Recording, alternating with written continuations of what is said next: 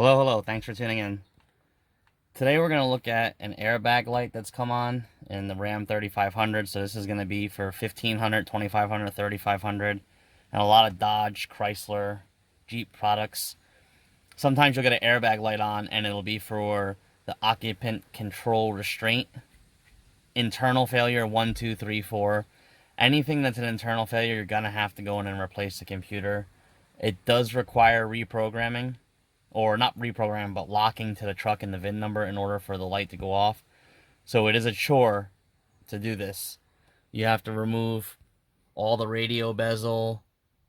Depending if you have a jump seat in here or the console, this is the console, so the entire console has to be removed, along with the face, all the HVAC units, the 120 outlet. If you got a jump seat, I think you can access it a little easier. I'm not sure. And it is located right there. And excuse this mess. This truck is used. Well, was used. And this is some stuff that was left over. So I'm going to clean this while I'm down here. But you basically just disconnect all the connectors here and then tilt this center console thing back. There's about 4 10mm bolts, a couple Torx heads, and a couple of other small Phillips screws. And right down here, you'll see where it says DJ Crew on there.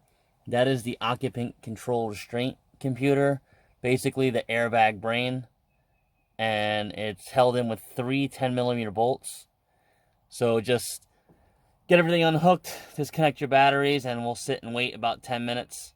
I'll wait for those internal capacitors to charge down, because they do keep power to inflate the airbags in case of an event where you do lose power in an accident. They still want the airbags to inflate and protect you. But if this is causing an airbag light, then your airbag system is shut down and you don't have any airbags, so it's always best to replace it.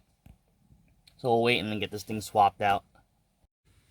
Alright, we'll replace the occupant control module for the airbags that was underneath the center console or underneath the third seat in the front if you have it.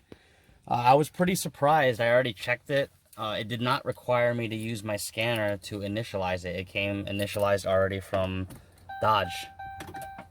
So we'll see there, the airbag light's on, and it should cycle off. And there it is. So yeah, if you have an airbag light and you scan it and it says that it has an internal failure, most likely it's that computer. Depending on where you get it and how good your relationship is with your parts dealer, you can get it anywhere between $250 to $600.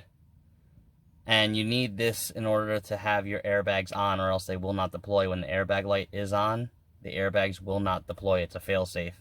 So I hope this helps. Stay safe. Thanks for watching. Please subscribe.